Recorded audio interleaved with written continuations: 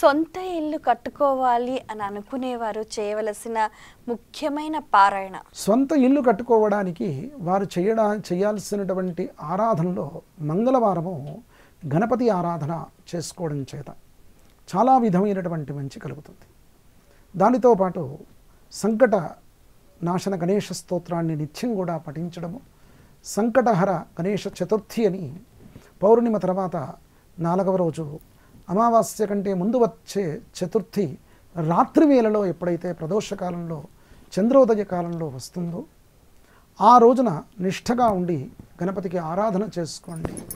ఖచ్చితంగా మీరు స్వగృహ ప్రాప్తి అనేటువంటిది మీకు లభిస్తుంది. For more videos like this, subscribe Big TV channel.